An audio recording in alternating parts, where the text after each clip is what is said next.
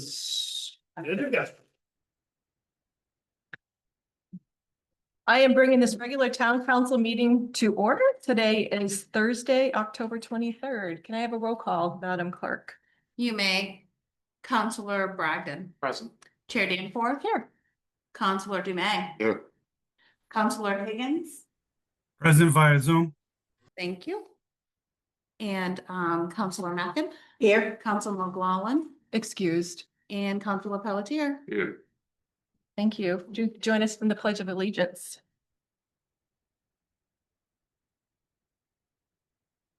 I pledge allegiance to the flag of the United States of America, to the republic for which it stands, one nation, under God, indivisible, with liberty and justice for all.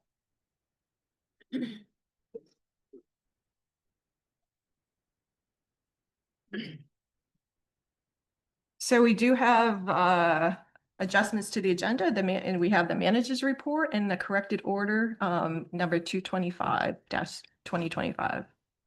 We have no minutes to approve this evening.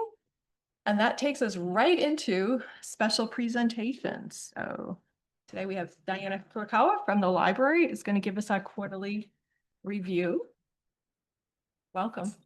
Thank you.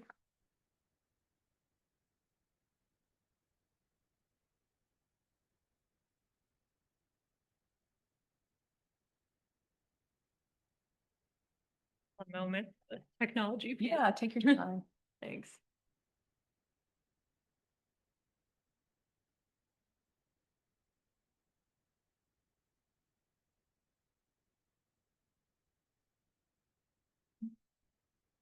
We thank you. We did receive your presentation ahead of time, so we have printed copies of it. Great. I'll just make it full screen really quick. All right. Is this thing on? Okay. So I think, as you all know, I'm Diana Furukawa. I'm the library director, and this is our quarterly presentation on library operations, programs, and finances. And tonight, I'm actually also joined by our assistant director, Nicole Brennan. So I might just let Nicole introduce herself really quick before I get into things. Hi, I'm Nicole Brennan. I'm the assistant director at the Millinocket Memorial Library. I've been there for 4 years now. Welcome. Thank you, Nicole and Diana. Yeah, and I really wanted to include Nicole tonight just with my pending transition to make sure that you all could put a face to a name, get to know Nicole. She's going to be an important point of contact for you all as we move forward, as well as our board president, Ed, who's here in the back of the room. And the rest of our board. So I just want to give you, some reassurance. There is a continuity of leadership despite this transition. And that leads well into one of my first slides, which is just kind of an update on the hiring process. So we did stop accepting applications on October 20th. We have a hiring committee that has been formed and is actively interviewing candidates. So we're on schedule to at least identify someone to replace me, if not have them, started by the end of November when I depart. That being said, it's very possible there will be like an interim leadership period as someone gets into place. So I just wanted to give you all a heads up about that. We may have some limited capacity in the winter for some of the extra things that we like to do, and that's because of this important transition. So I've just included some key contacts that I've mentioned on this slide for your information during this period. Are you all good, or do you need a minute to get things settled? Because I can wait. I think she's gathering a signature. Okay, just want to make sure I wasn't interrupting anything. Okay, so I'm going to pass it over to Nicole just to share a few updates on our programs, and then I'll touch on operations and facilities after that. Thanks, Diana. So in the past 3 months, we've had a lot of programs, both adult and youth programs. First ones I'm going to update you on are our adult programs.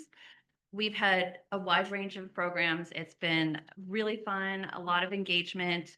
One of the ones that really comes to mind is the Memories of a Mill event that happened earlier this month. that was in partnership with the Millinocket Historical Society and the Boreal Theater. It was an all-day event. Our portion featured the women in the mill. Lots of laughs, lots of fun, some really poignant stories, a lot of connection. It was a fantastic afternoon. Can I? And so for our upcoming and ongoing programs, I want to point out that we have a Wabanaki History Series. John at the library has worked really hard on this program that's coming up next month. It's going to feature some professors from the University of Maine. They're going to be talking about historical and current issues and topics around the Wabanaki Nation. And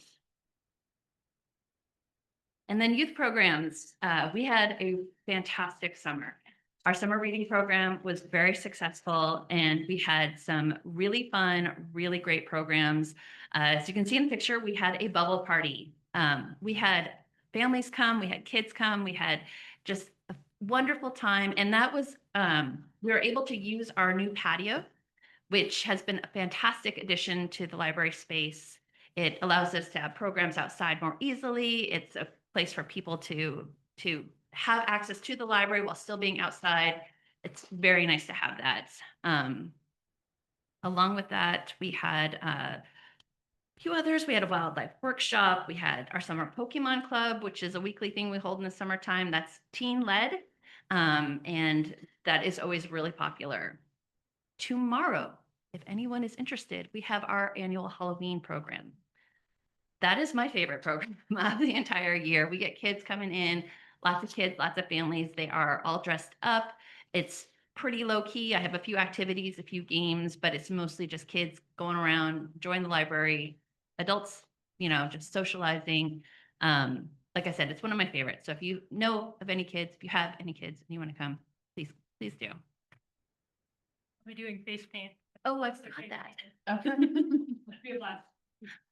So, program statistics. As you can see, we are continuing to increase the number of programs that we have every year. And I want to point out that we also have really tried hard to increase the range of programs that we have. We want to have a little something for everyone. So in addition to things that you think of a library having, author talks, poetry night, we have things that are historical in nature. We've had some great history and science programs. We have resource programs. We had Pinquist Links come and talk about what they are currently offering to folks in the area. So we're trying to have something for everyone, if at all possible. And then this number, actually, when Diana ran this number, I was like, what? It's pretty amazing how many people have attended our programs this year. This is year to date. And this does include our anniversary celebration in July, which was very well attended, about 150 people. But even taking that into account, we have had a much higher attendance in this year than we have in recent years. And I attribute that to the range of programs that we offer, and just people really want to connect. People really want to get out there. They want to be in a space where they have other families around, other people around, people with their same interests, people who are there just to hang out. It's been really neat to see. And we notice it every day at the library. We are seeing a lot more people doing a lot of different things. And it's nice to see that. So yes, free summer lunches did go down this year. There were two fewer weeks this year in the actual program. But every day that we gave out lunches, we gave out most of or all of our lunches. And a few days we did have to call them and ask for more lunches. It's nice to have this at the library. We have a lot of kids who spend a lot of time in the summertime at the library. This gives them a chance to get some food. They're not cranky. They're not hungry. And they get a nice meal. It's definitely been a benefit to the library. I'll turn it back to you. So I'm going to touch on a couple additional statistics. Wanted to point out meeting room usage. This is something that we're seeing increased demand for. I'm so glad we were able to put 3 meeting rooms in the library during the renovation, because as you can see, year to date, we've already blown out of the water last year in terms of number of community meetings held. So these are not one-on-one appointments that people are having. These are like, there's a recovery group that's meeting, a nonprofit board, things like that. So we are seeing increasing demand, and that's reflected as well in the number of attendees. Almost 1,300 people attended a community meeting at the library this year so far. So we're glad to see that. And we also know that there's some parameters we need to put into place in terms of making sure that the space is safe and we can lessen the liabilities, especially when there's groups using it after hours. So working on things like having an after hours phone for a staff member on call for non-emergency issues and things like that to ensure that we can keep doing that. I also just always like to zoom out every once in a while and show you the growth of our cardholder numbers over time. So as of the end of the summer, we were at about 3,200 cardholders, 75% of which are Millinocket residents. So now we're at the point where 60% of Millinocket residents have an MML card, which I think is pretty amazing to see that growth over time. For kids, I think it's closer to 75% or more have a library card, thanks to some of the partnerships that we've been able to build with Granite Street School and other community organizations.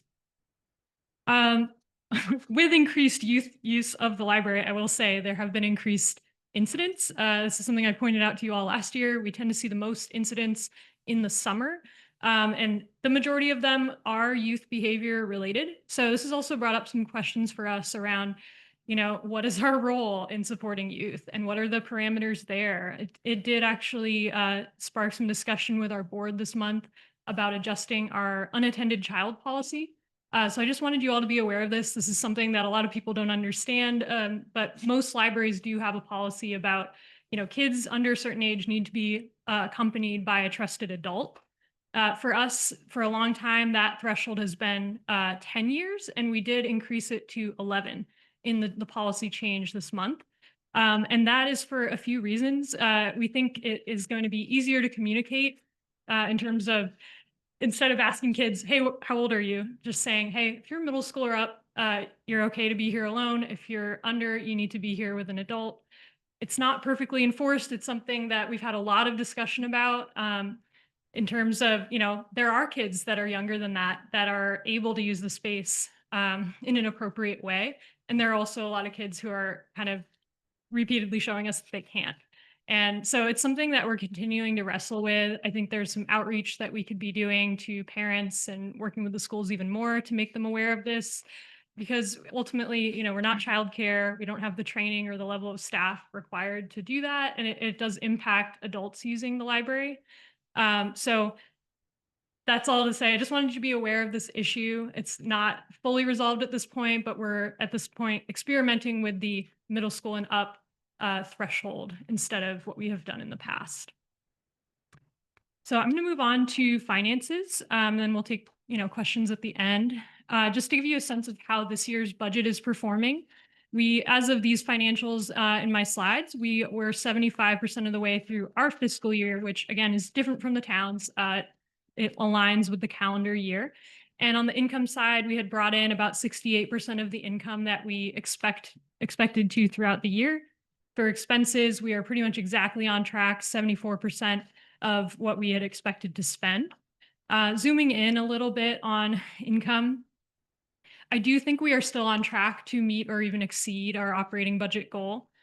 Some of the shortages have to do with things that are actually within our control. So recording the use of restricted grants received in a prior year, we just have to record that we're using them towards the operating budget. So on the grants line, that accounts for some of that.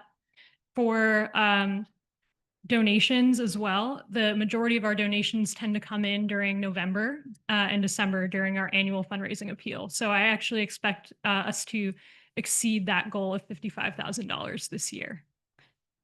Looking to expenses, I expect that we're going to be a little over for facilities. There's just always things in terms of building maintenance that tend to come up. And this year it's been about the sprinkler repairs that I've discussed in previous presentations. We did receive an insurance claim payout, but still had to pay up to our deductible to get that. So that may be a little bit over. I expect payroll to be a little bit under with the timing of my transition, and otherwise to be on track with our budget. Moving on, unless there are any questions on the 2025 financials to our proposed budget. So I'm going to just share, this is our third draft of the 2026 budget. It's not our final draft. We're hoping to finalize something next month with the board. And this is a great time for the council or the public to provide input on this budget. So I do like to show this kind of change over time looking at the income. So you can see how our revenue streams are changing. The biggest takeaway when I look at this is just that we are trying to diversify our revenue. When you look at a year like 2023, the one on the top, it was like huge amount of grants right after COVID, the open fire hose of post-COVID grants, and not very much in terms of earned revenue. And we are really trying to diversify that over time. I think that on the income side of things, this is a more balanced and sustainable set of income streams for 2026. And just to zoom in on what we have in this draft budget for income, for donations, we are have kind of a bold goal, 75,000 plus in donations. But I really think that we can reach this goal. It's actually what we've brought in the past 12 months. And particularly with the help of a development consultant, which is also, you'll see on the expense side of things, I think we may be able to exceed that. And that's going to be a really important piece of our revenue going forward.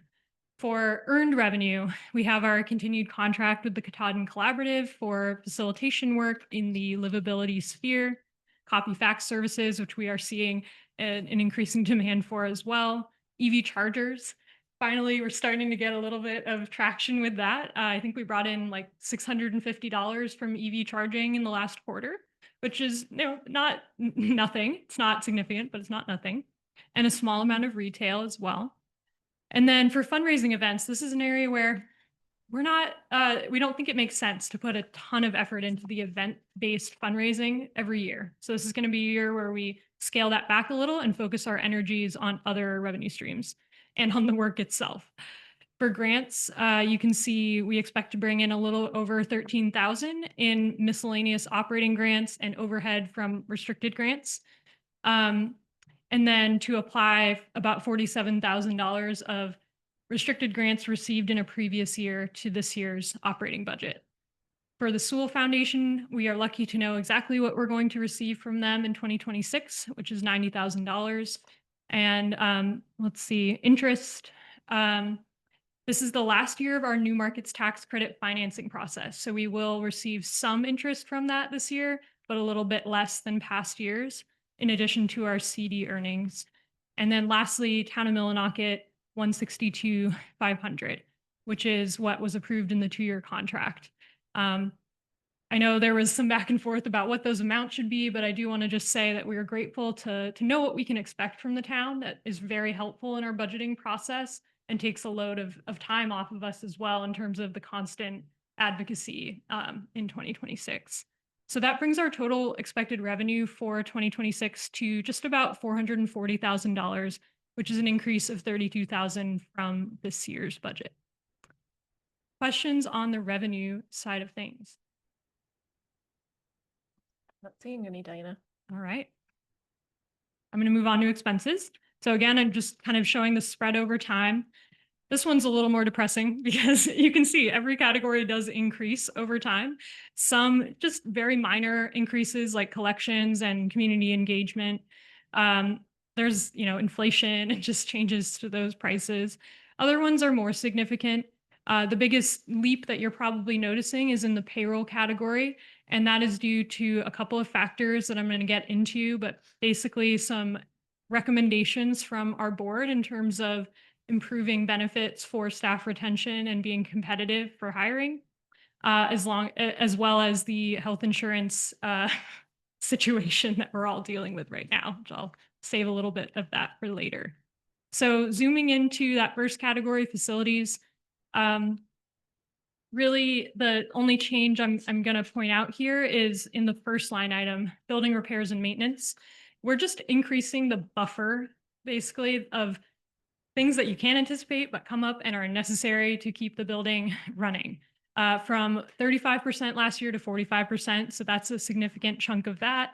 And then some other deferred maintenance items. One one-time repairs, including replacing some rotting wood around one of our windows and adding a fence around the wood pellet silo, which is a little bit of a liability right now because there's a ladder on it. Someone could easily just climb up that thing and then potentially fall. So we feel like we need to enclose that. One other deferred maintenance item that we've included here is deep cleaning. Believe it or not, the library has not been deep cleaned since we reopened in 2020. So it's time. It's getting a little grimy, and we feel that's an important thing for keeping the town nice in the long term. So that brings our facilities budget to 61,719. I'm going to move on, but just stop me if there are questions. So this summer, the library's board formed a work group to assess our compensation and benefits package and make a recommendation for improvement. They reviewed wage and benefit data from a variety of sources, including the Maine Association of Nonprofits and Maine State Library. And we're really looking at comparable organizations with similar budgets in similar locations and what's reasonable, what's competitive. Their recommendations for 2026 are incorporated into the budget and include establishing simple IRA plans for employees with up to a 3% match from the employer. And this is significant because right now our employees are capped at $7,000 to be able to contribute towards retirement in these tax sheltered accounts. So simply just by offering that plan, employees are able to save up to around $23,000. And that's mostly on their own. There's a small employer match, but that felt really significant to the staff and was definitely helped us be more aligned with similar organizations. The other smaller piece is covering the 0.5% paid family medical leave contribution, which most employers are required to cover, and we are not because we are small enough. And the work group recommended that we start covering that. They recommended that we maintain the health insurance stipend model that we have for now. So we provide a monthly stipend to full-time employees to purchase their own plan on the marketplace, which is kind of a stopgap solution that a lot of small organizations use when they're getting up and running.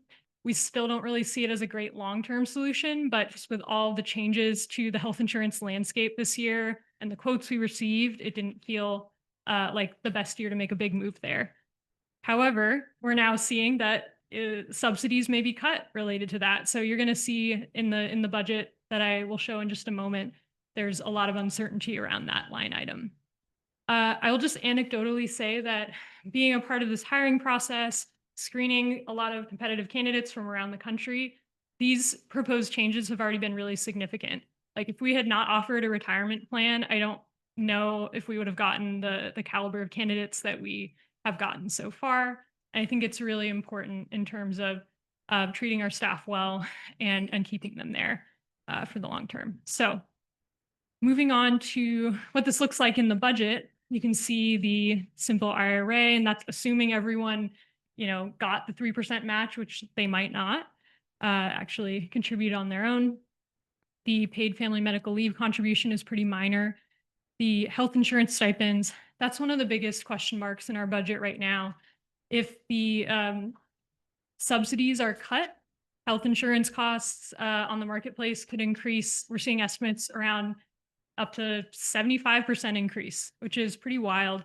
And we're not really going to know that until the government shutdown is over and there's some determinations there. So that's really one of the biggest question marks that's still impacting our bottom line in the budget, but we have estimated a 40% increase to those stipends for now to try to keep up with what we expect to occur.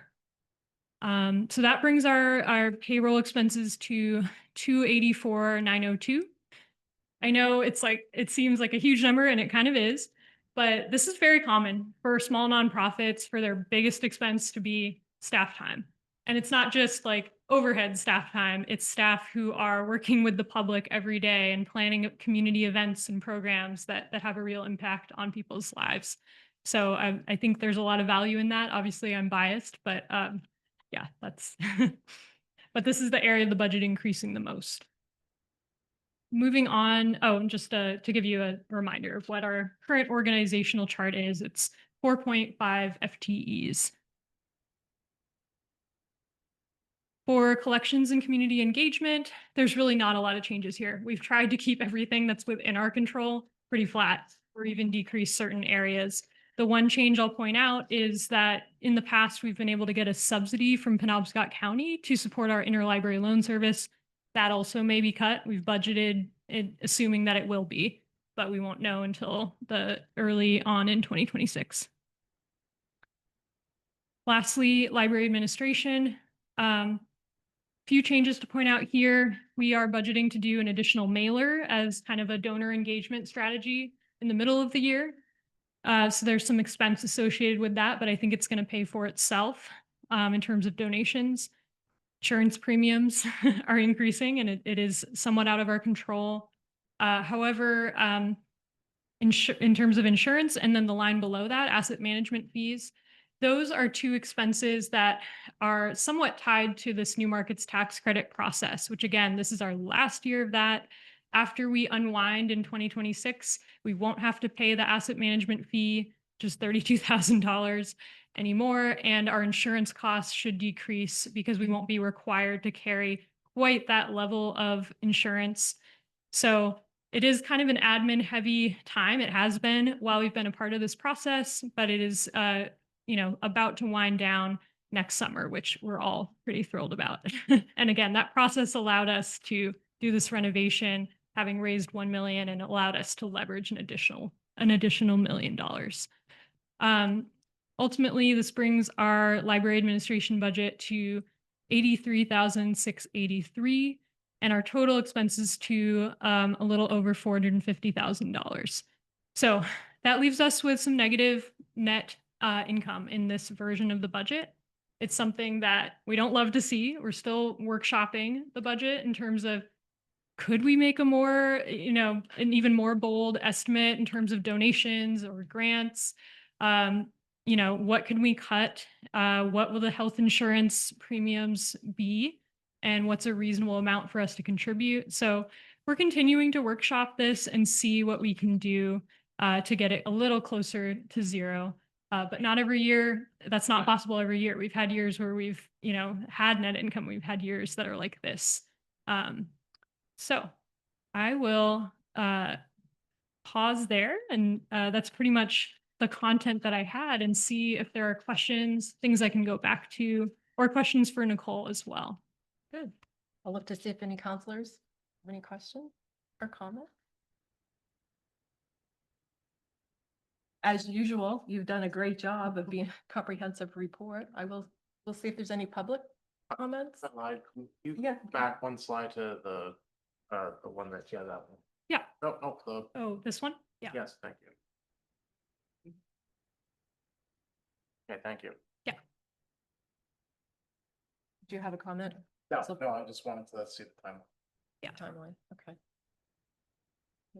Yeah, Any- so this is a good time to share feedback, over the next month or so. And the next director will share an update on what we determined at our winter presentation. But I did want to mention just that, this is my last presentation, and I am really grateful for the relationship we've been able to build with the town over the past 4 years. And just, it's been an honor to serve this community, and I'm going to miss it. So I just wanted to thank you all.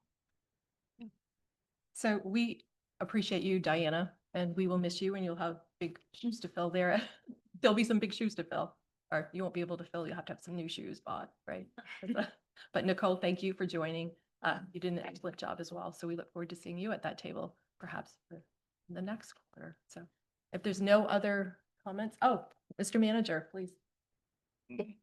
Diana, I told you this on the phone when you told me that you were moving on, but I want to say it in public too. I admire the hell out of you, and I really think that,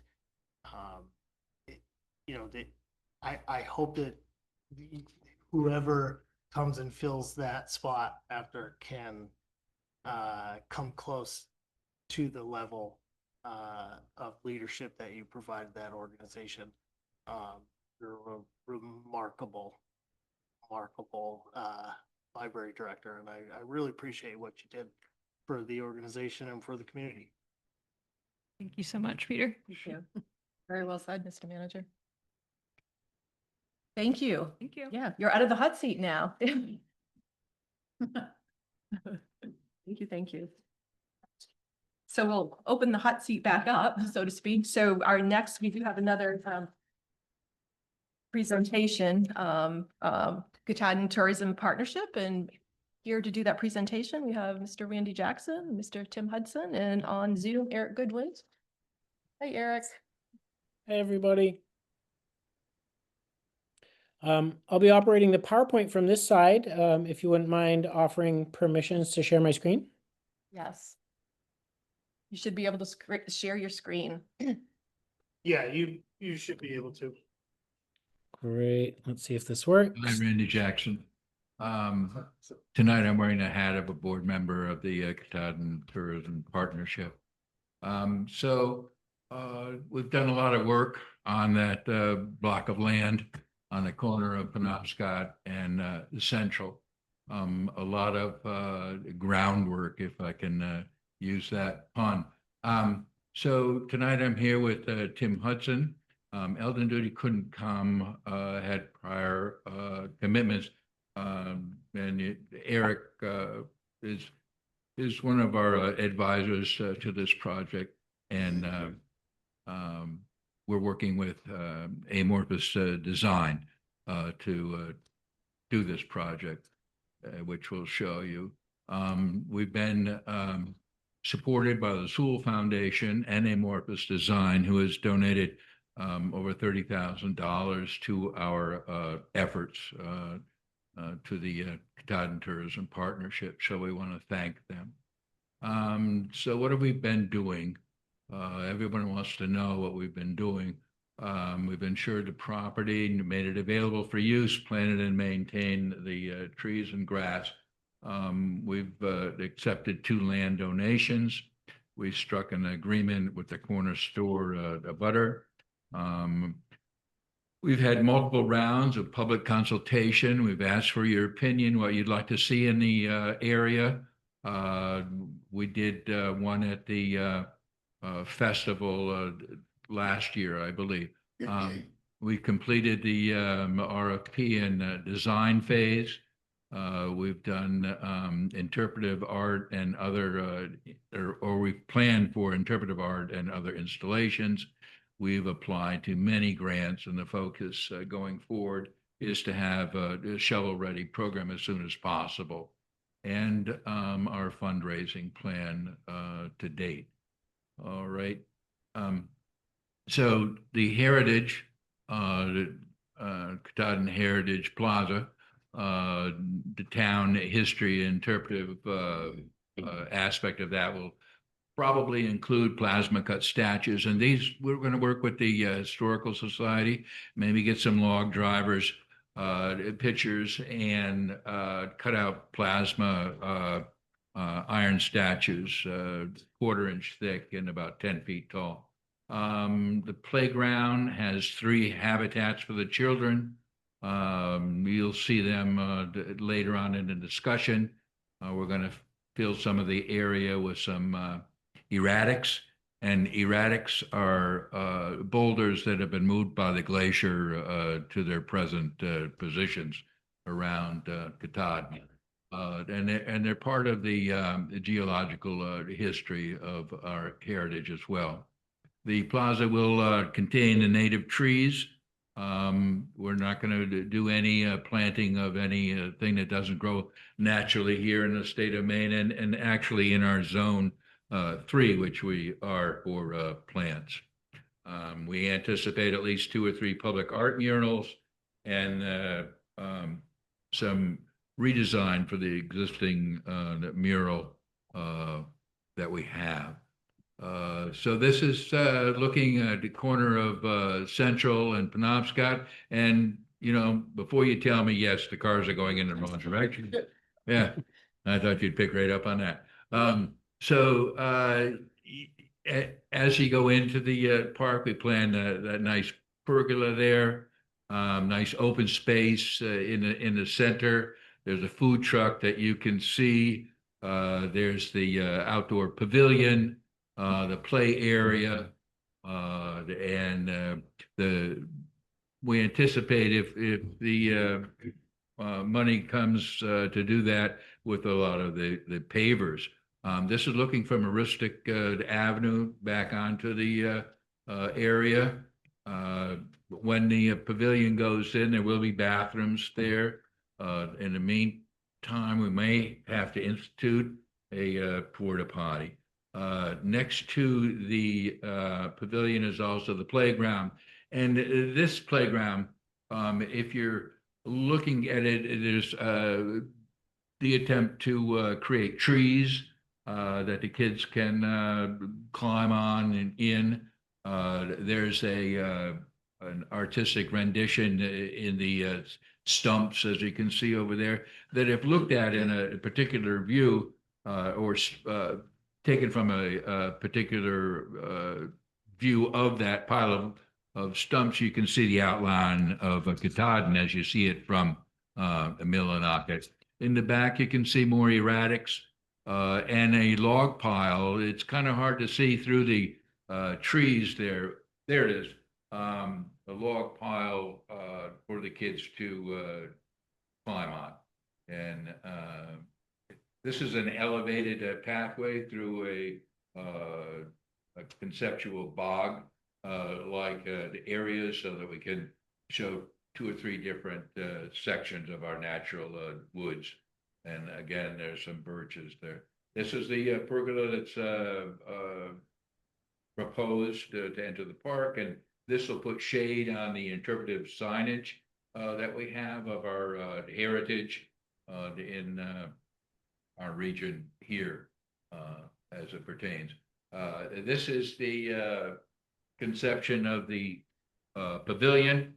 The roof, as you can see, will be structurally sound and prepared for the winds that look like it might be tipped over by. But there's an ADA ramp up there. In the back of that pavilion, there's a storage area and 2 heated bathrooms at a point. Here's a conceptual rendition of that, with the bathrooms and the storage space for the pavilion. Okay, Tim Hudson. Hi, I'm Tim Hudson. I'm a board member of the KTP as well. I haven't been here since the beginning, so some of this is new. So the estimates are based on architectural drawings or the Class C, C- estimates. They're meant to be hopefully high, but there's these are this year's numbers. So you got a copy of the plans. There's like 24 sheets. So I'm going to show a couple sheets as we get into it.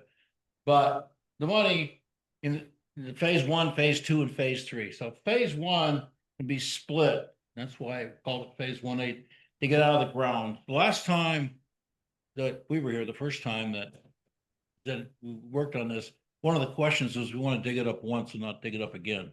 And so the first phase is to get everything in the ground, get it shaped up, and so that whatever happens in the next phases, you don't have to tear the site up again.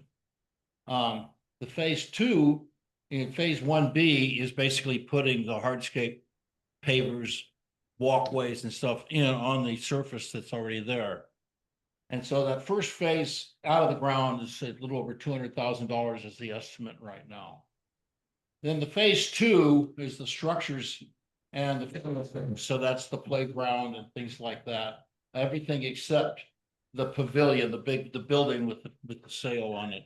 That's the last piece, that $420,000. So the total at this point is around $1.3 million.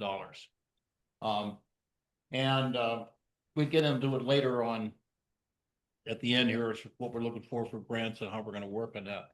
But I want to show what I think you all know what it looks like now, but this is a view coming up, Eric, that thank you, that this is the plan view looking down on the site right now. So you see that some of the lines in there, the parking at the store, we've taken that part back. So that becomes part of this. there's a lot of foundations in there, so a lot of the work going in there, some old foundations gonna have to come up and be removed, especially back of Borealis over towards Aristic. And that's what the site looks like basically now. When you get finished, this is what, looking down on it, this is what it's gonna look like from those renderings you saw. The next slide, Eric, please. So there's, the playground is at the bottom right, big oval area, oval type area, the elliptoid, as it were.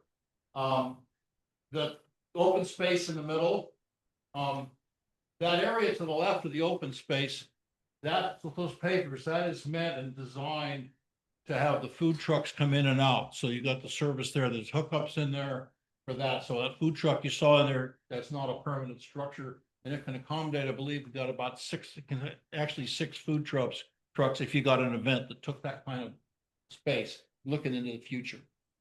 And then you got the walkways through it, and the pavilion shown in there. The pavilion, of course, will be grassed over to begin with, where that goes. And the one thing that, next slide, please.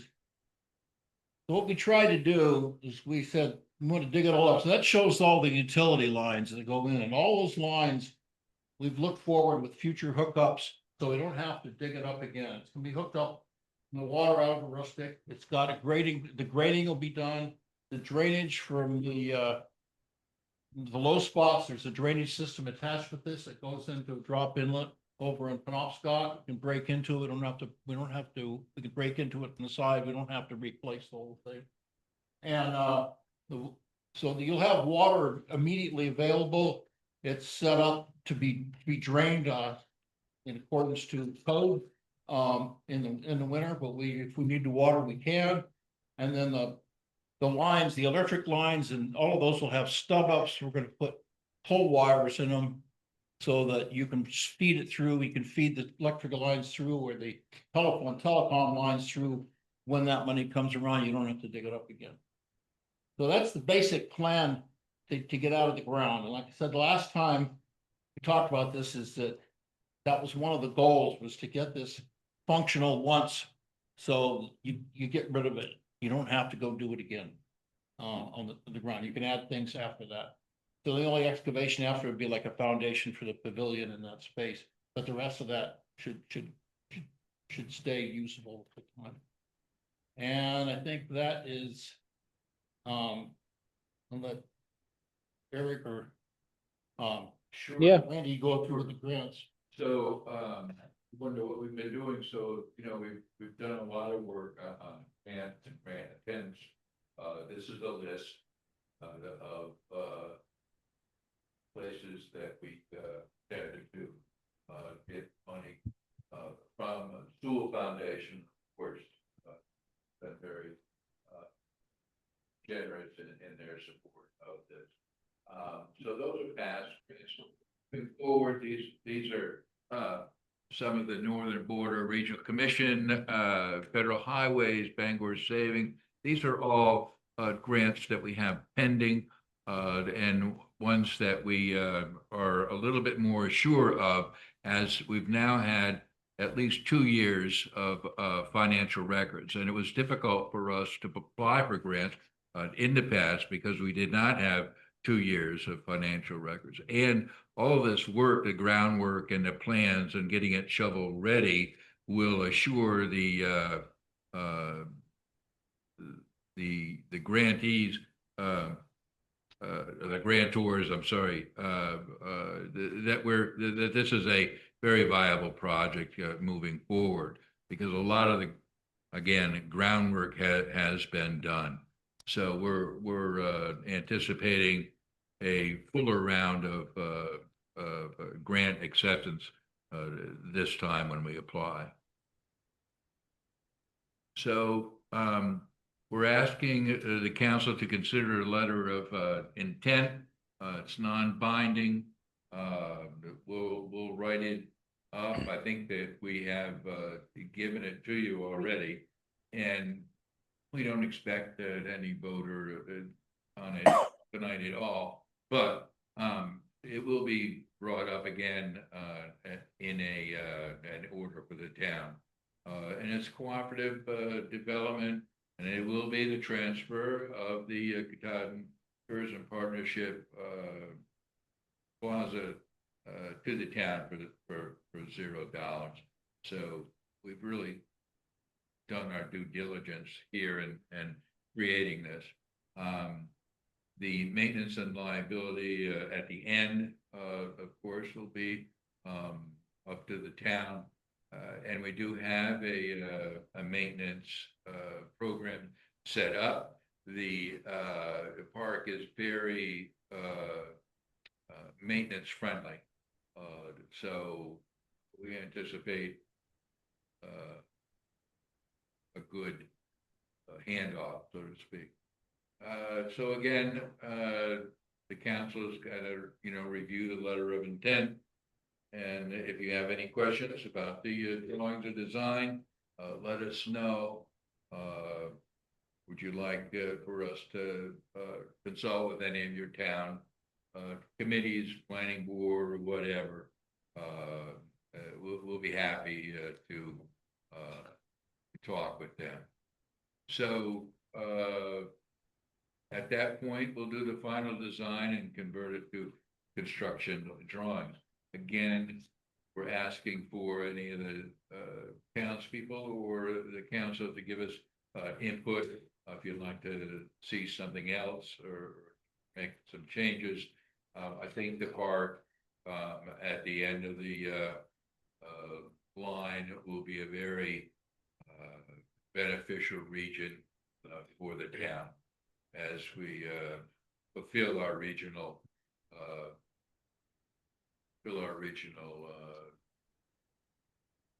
I've lost the word. There we go.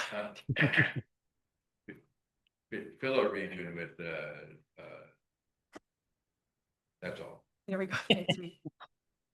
So I know Eric and I had a conversation this afternoon. I appreciate you filling us in and going through the slides. Eric, did they miss anything that you wanted to say and based on our conversation before we make some comments? No, they hit all the main points. I just want to follow up with the next steps and just say, we're the designs that we currently have, we're calling a 99% design set.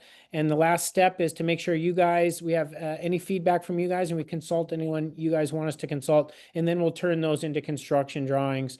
And we have money from the Sewell Foundation a little bit to put together a diligent fundraising plan now that we have all these positive check marks in our column to move forward with.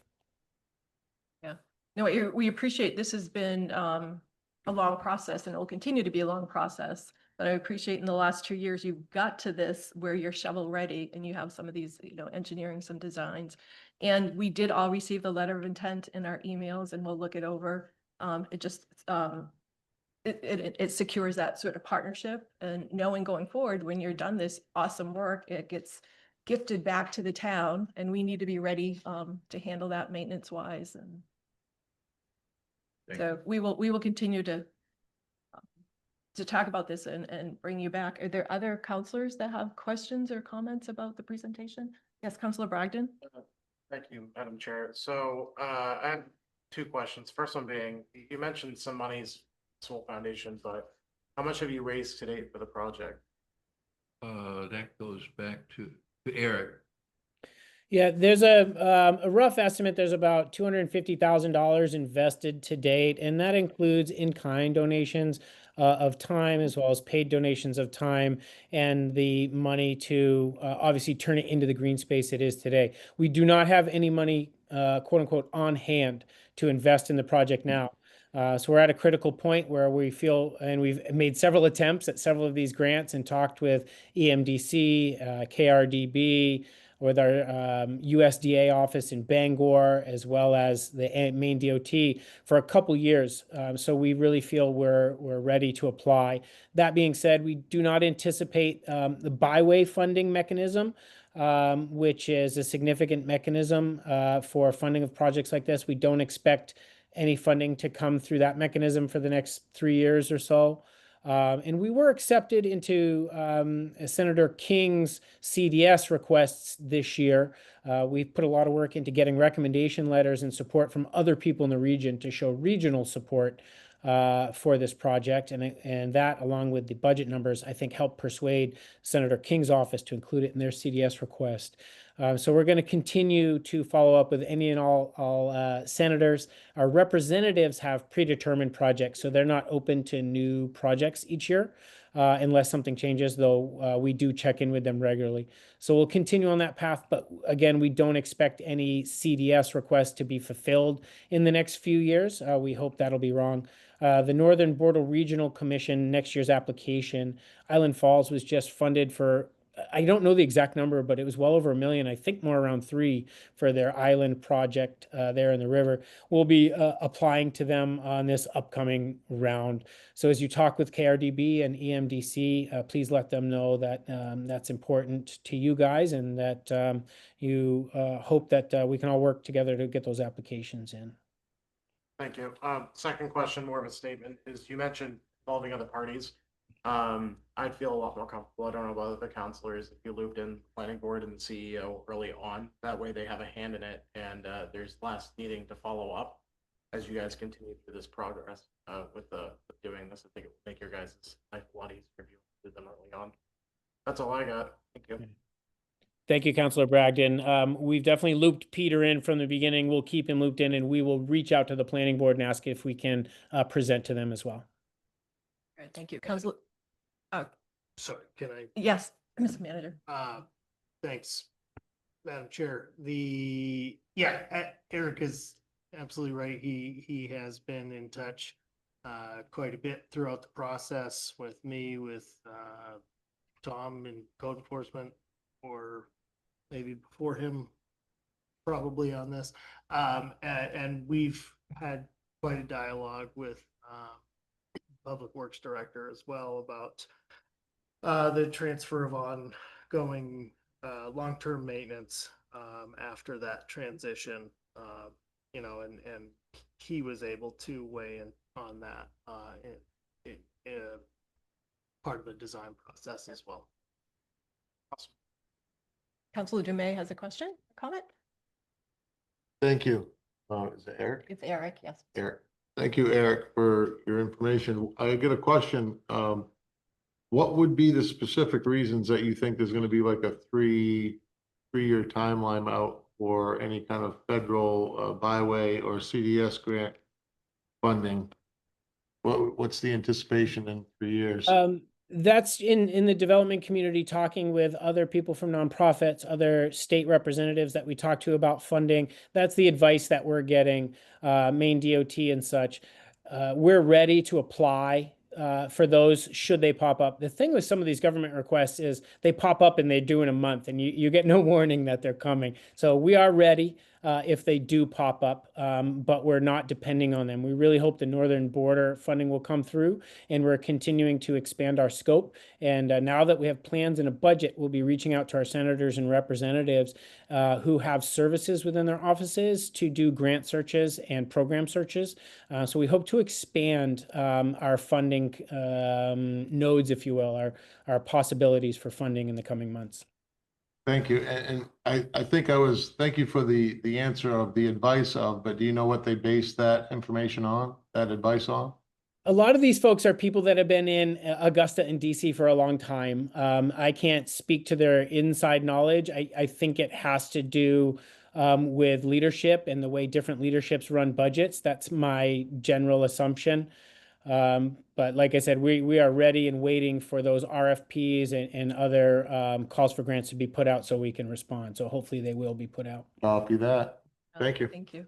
And in the meantime, I will just thank you, Randy, and for all the events and things that you host down there outside of Boreal Theater and the use of that green space now. It's a beautiful spot there on the corner and you're making use of it and allowing the town to as well, and our community members in the meantime, while this is being developed. So thank you. Yeah. Any other questions or comments? Anybody here or for the public? No. Well, we thank you for your time. I know it was April you asked to come in front of us and it was budget time and we put you off. So thank you for being patient with us and you've done a lot of great work. Appreciate Thank you. your commitment. Plans look a lot better now than they did, Nate. Okay, good. So it kind of worked out. Thank you. Thank you so much. Thank you. So that takes us right down to our new business with the town manager's report. Mr. Manager. Thank you once again, Madam Chair. This October's manager's report, keeping with the quarterly schedule of financial updates. I've put together a kind of a quick and dirty, rough financial update, where it is, so early in the year. See, we just completed the first quarter, so we've got a lot. We've got a lot to go through in the next 3 quarters. So I did attach the year-to-date expense and revenue reports, where we stand as of the warrants that are on the agenda tonight. So you can see, if you look at the totals, we are about 38% spent on expenses. We're at about 30% of the fiscal year because we are a little beyond the first quarter at this point. That is pretty spot on.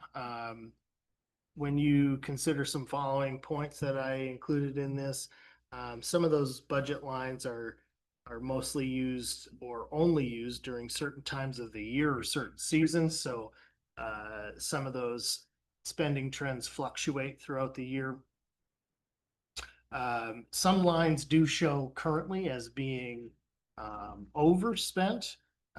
For example, the economic development line, or department 0115 on the report. Reason for that being that, grant funding passes through that department, particularly the brownfields program that we use for assessment and cleanup of possibly contaminated properties.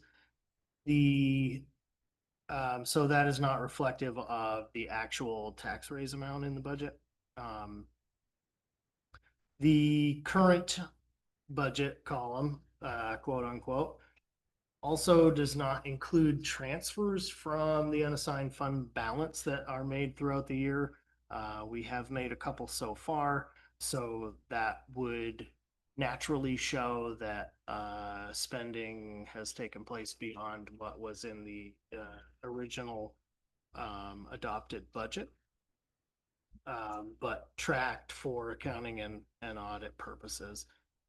Overall, in regard to our town's expenses, we are in a great position, and there is no cause for concern at this point in the year. Revenues are also just about 38% collected at 30% of the fiscal year. Revenues are actually, that 38% on this side of the report is actually a better thing. Revenues are performing better than anticipated already at this point in the year. Main revenue sharing is ahead of target, which has been a trend the last several years, and is a good sign. The homestead exemption reimbursement is ahead of the targeted budget of what we had anticipated for FY26. That's a good thing. Less of an impact, but you'll see, I also attached Tom's most recent code permit summary for the year. That is already at about 50% of what I call a conservatively low estimate for the budget of that department that for money in. So that is showing that the department is operating honestly better than it ever has been. And that, you know, thankfully, our community and the local contractors are, you know, making wise and responsible decisions to come in and discuss what they're doing to their homes and actually getting the proper permits and making sure that those changes in their properties are documented with the town. And for that, we greatly appreciate that. We've also learned recently, we've confirmed that the LRAP funding from the state, the local roads and local roads assistance program. I always blank on what the letter A is in that acronym, but it's funding that we get from the state that contributes to the cost of maintaining roads where we do have state routes running through town. We've confirmed that we'll be receiving $30,000 more than what we had anticipated for the budget. So that is not reflected in our revenues, but will be really nice to see once it's audited and represented in our unassigned fund balance. Pleased at how the town's revenues are pacing right now, and have no concerns, actually the opposite of concerns there. Before I move on from financial update, are there any questions from the council on the current financials after quarter 1? Council Bragdon. Councilor Bragdon. Was this the quarterly guidance on update on fund balance? Before we start. Oh golly, I didn't put it in there. So it has not changed since our last. The last order we had. Yep, the last order we had is the current unaudited total. And if you'd like, I can figure that out pretty quick. Nope, if it hasn't changed, then I'm all set. I don't have any of the other counselors. I do apologize. That was a promise I made that you know, this Next time. this happened the Yeah. same week as tax commitment and We're all good. Yeah. yeah, I apologize for that. But yes, the very last order that we did involving the is the current balance. I believe it was about 3.6, a little north of 3.6 million. Any other questions on the financial update piece? I see none. Go for it. Excellent. Tax commitment. Gesundheit. Taxes have been committed. The mill rate has been set at 23. That is down from 26.7 last year and 26 or 32. 27? You said it's in your report. It says 27.6. What did I say? 6 places. Oh, yes, little dyslexia Okay, very good. poking through right there. Wow. Yeah. Yes.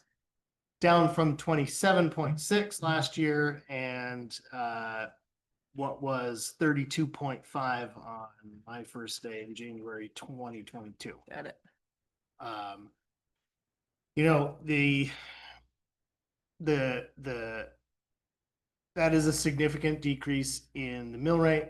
It is absolutely related to the increase in property values, which is done to stay in compliance with Maine Revenue Services, and what had not been done for decades prior to my time here and the time of our tax assessor. So the unfortunate side of, you know, it shows that the mill rate has dropped.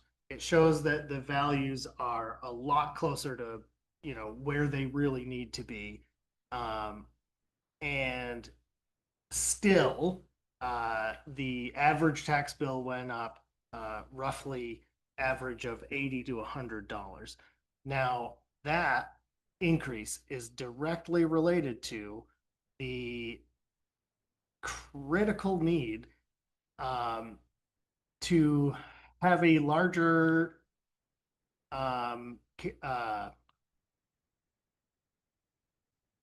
the word avails me sometimes. It is a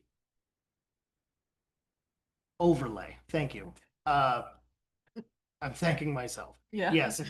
So our overlay that we that was necessary for this year's tax commitment was just about $300,000. That is a direct relation to an anticipated particular abatement and the related legal and mediation costs that are associated with that.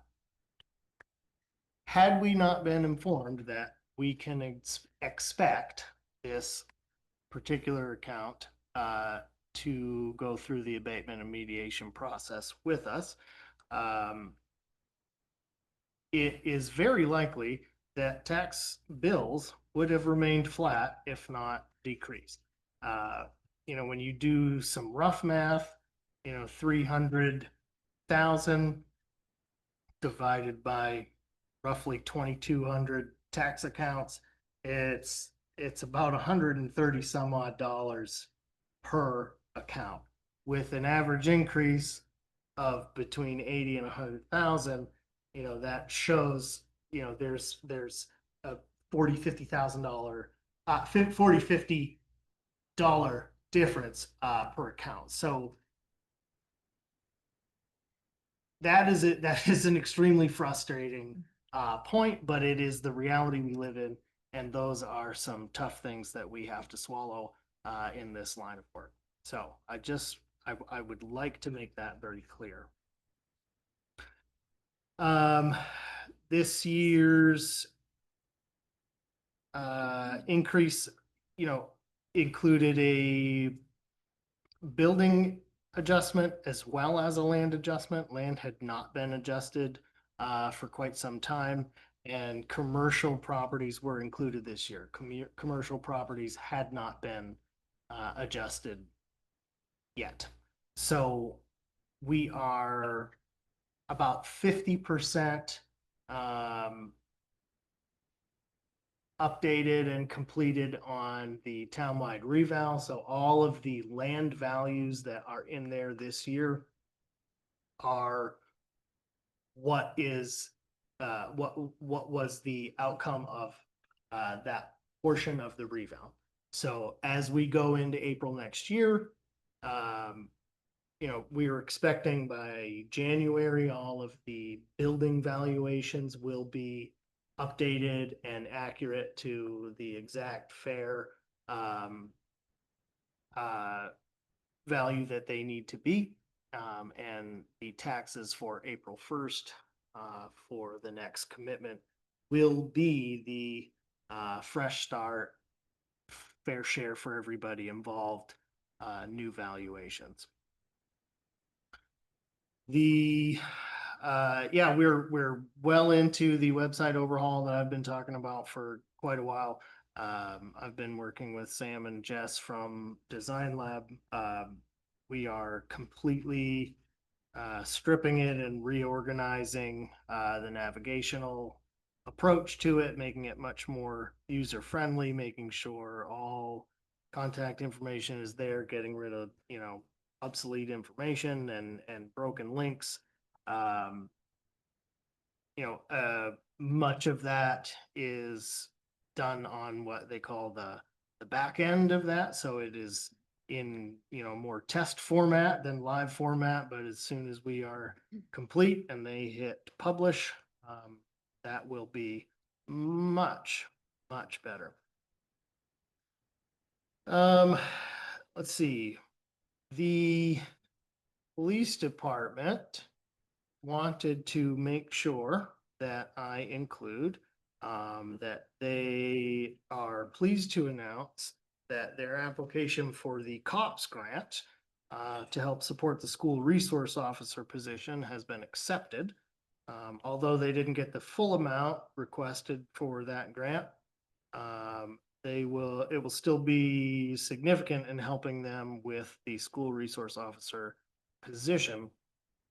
That position has proved itself in a short time and has been very beneficial to the department and the school. They've also hired another local fella who moved back to town. His name is Christopher Libby. He will be a full-time patrol officer here in Wanaka. Let's see, one more from our Public Works Department. The Public Works Director is working with the Community Initiatives Director to get the word out that the cemetery is planning to do their end of season fall cleanup the week of November 3rd. And in preparation for that, they asked that anybody who has personal items or decorations at the cemetery, that they remove those by October 31st to make way for the seasonal cleanup and the end of the season closure. Removing those decorations in the fall helps to keep the cemetery clean and reduces the amount of time in the spring that it takes to do the beginning, the first cleanup and readying it for the season.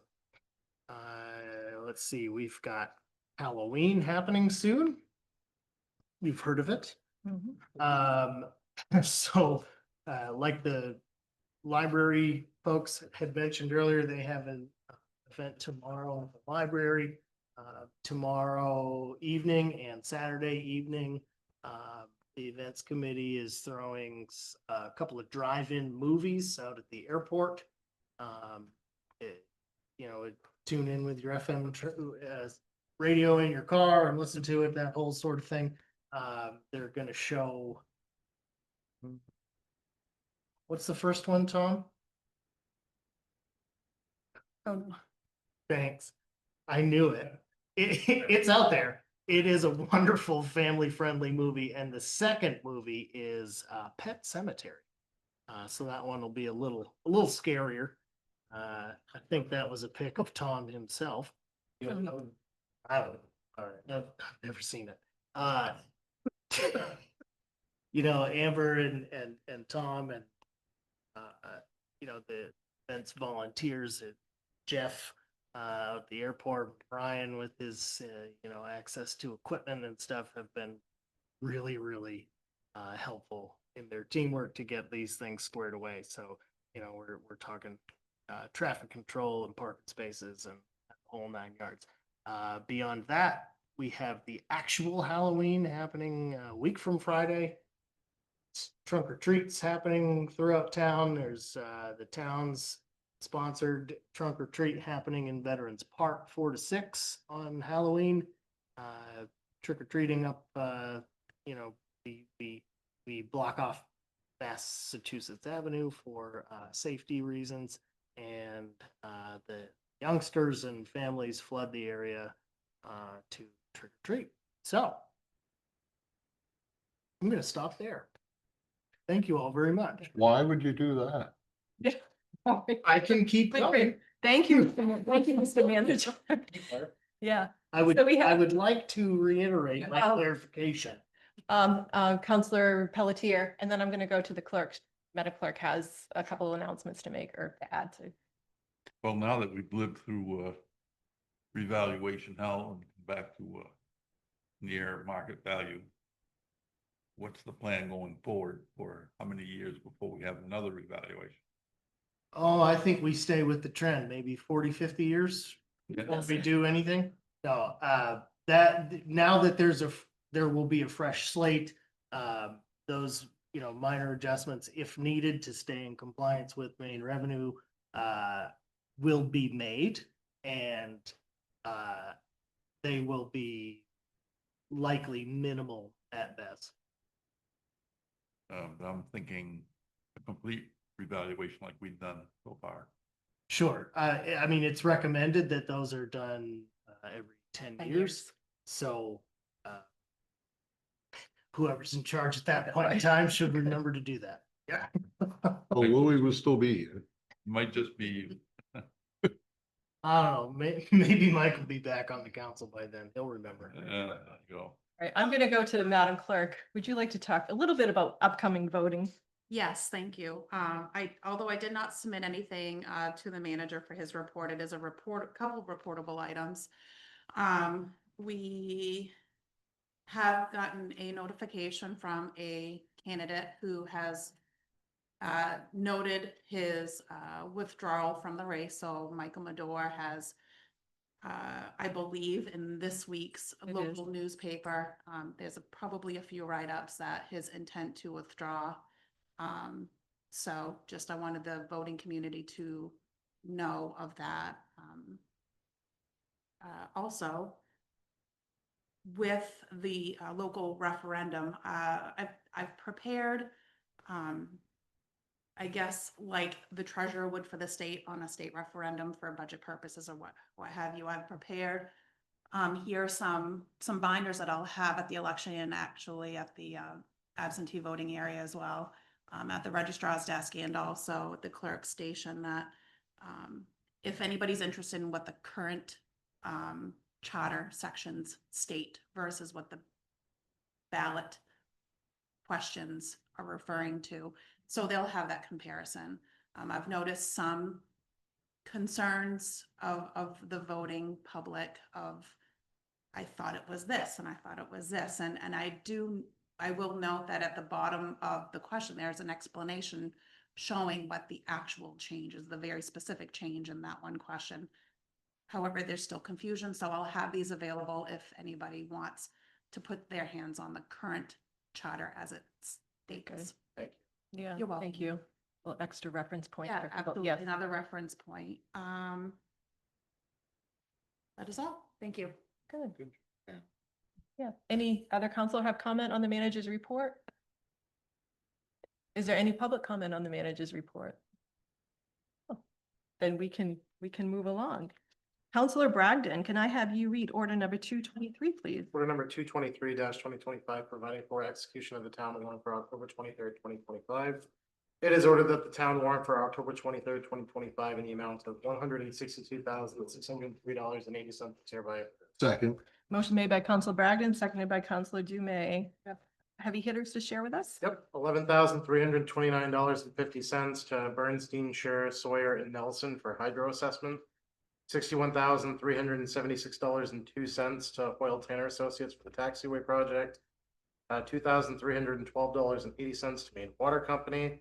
$21,701.14 to Municipal Waste Solutions. It's tipping. $44,429.48 to Survey and Mar. Phoebe and Mar. PVMR.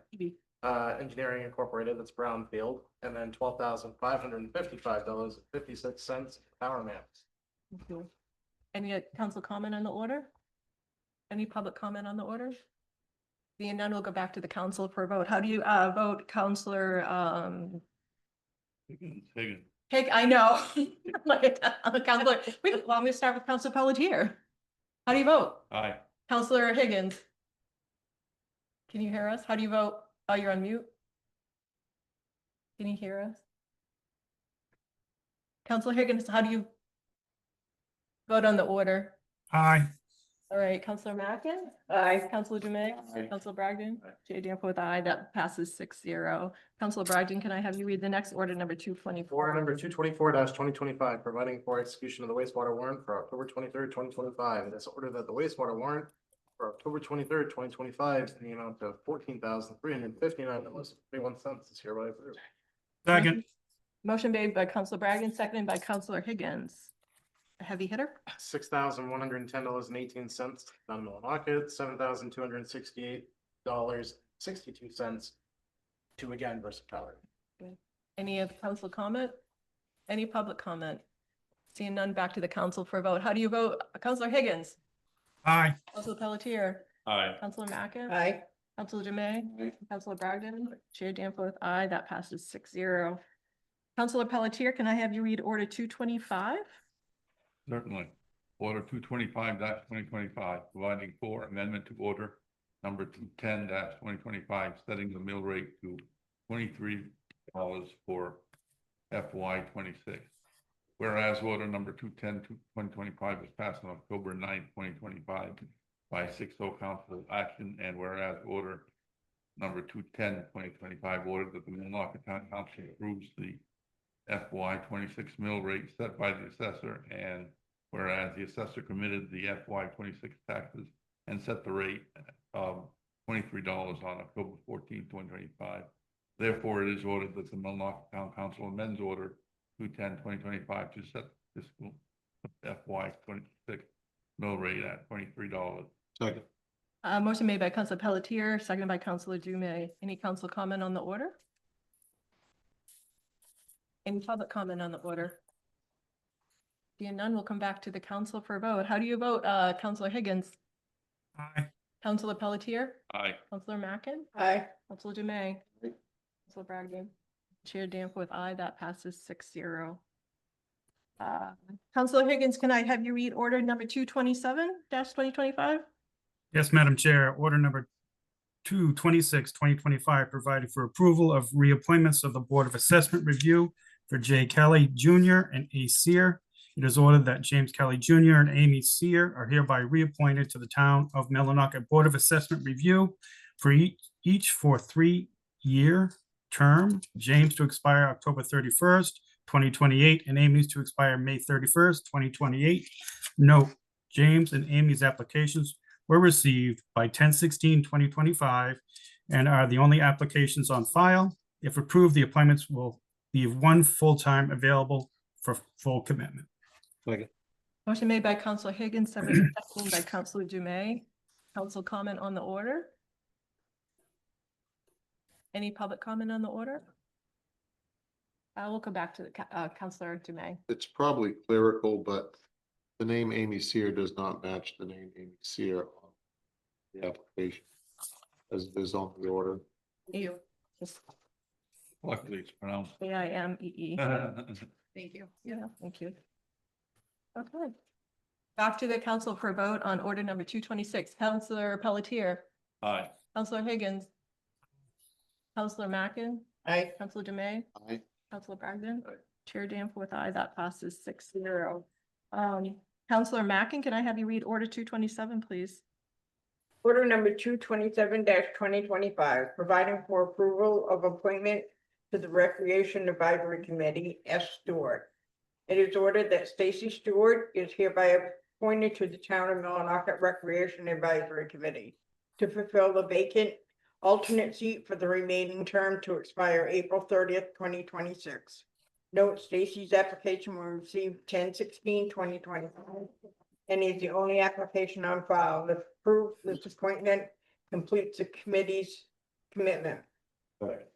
Motion made by Counselor Mackin, seconded by Counselor Bragdon. Any council comment on the order? Any public comment on the order? And none, back to council for vote. Counselor Higgins, how do you vote? Aye. Counselor Pelletier, Aye. Counselor Mackin, Aye. Counselor Dume? Aye. Counselor Bragdon? Aye. And Chair Danforth, aye, that passes 6-0.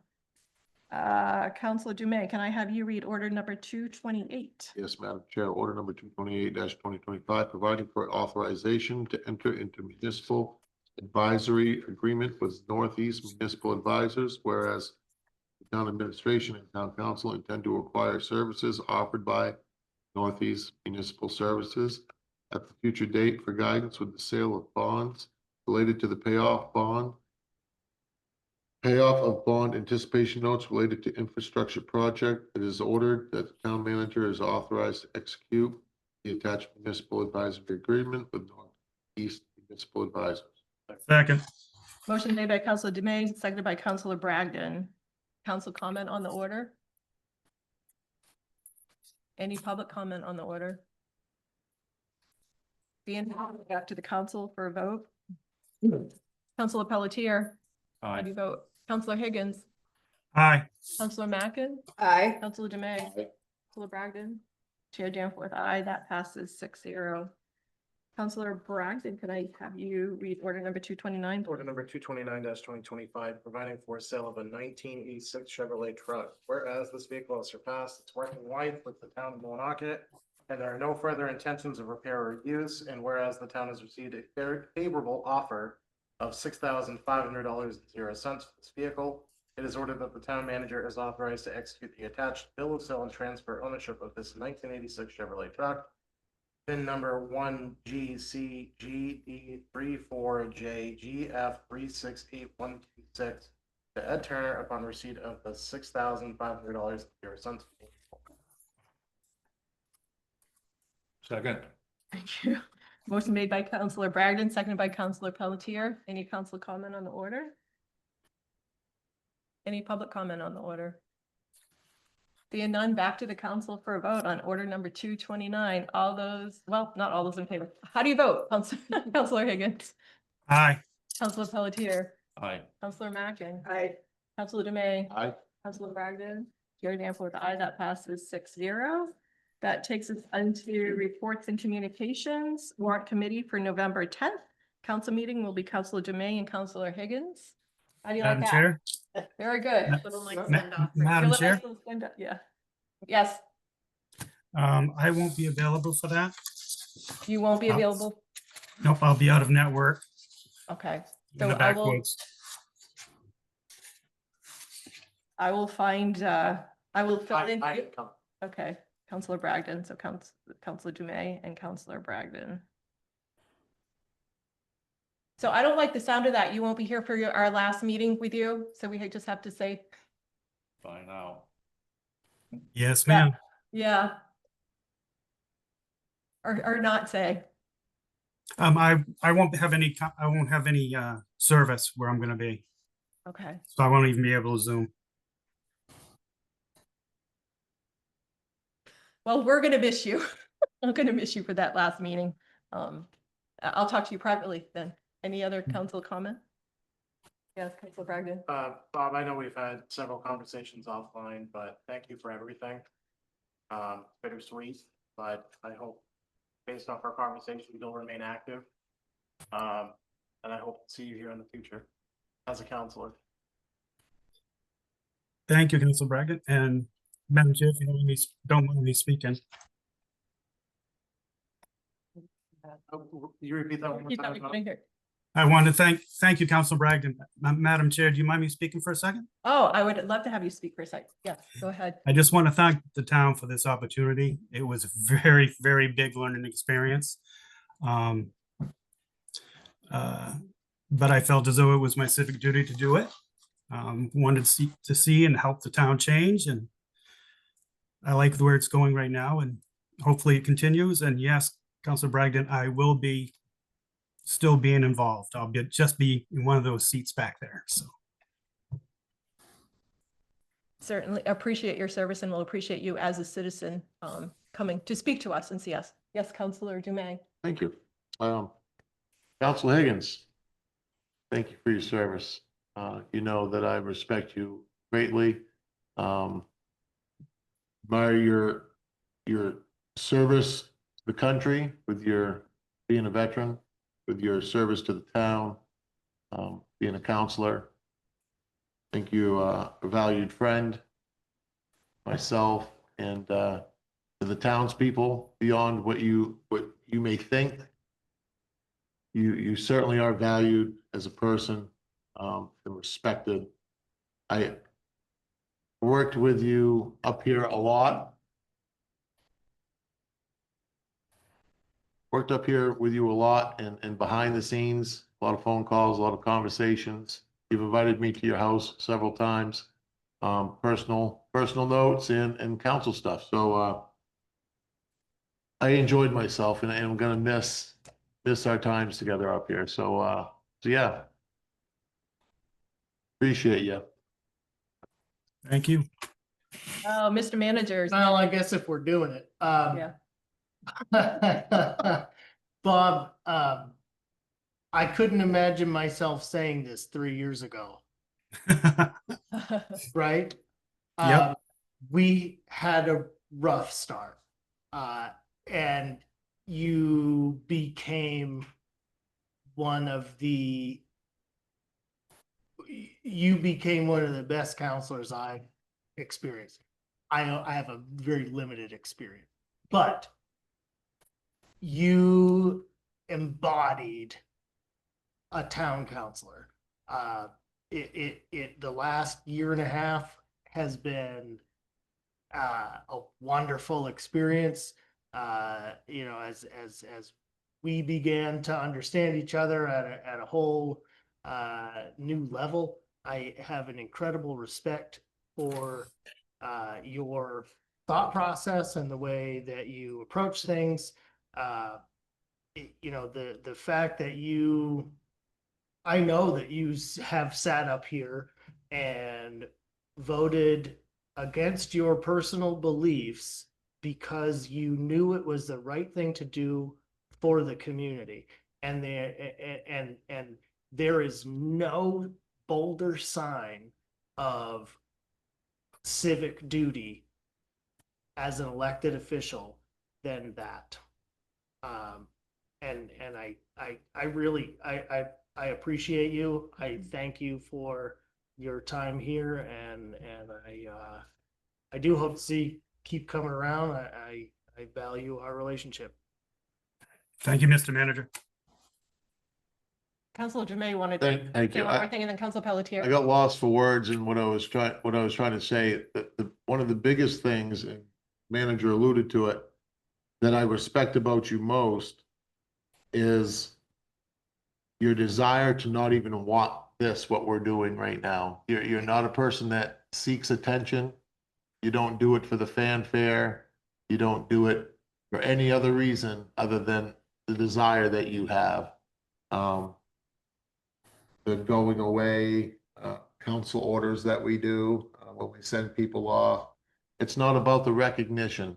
And that's one of the biggest things that I respect about you is we kind of just fade back, let somebody else take the reins. So thank you for letting me expound upon what I was saying. Councilor Thank you, Councilor Pelletier. Jamay. Bob, I want to thank you very much for your service. What's been said concisely explains the relationship I've seen with you, and come on back sometime. That's right. That's right. Thank you. Thank you. It was a privilege to work with all of you. But we still got a couple more weeks left, so.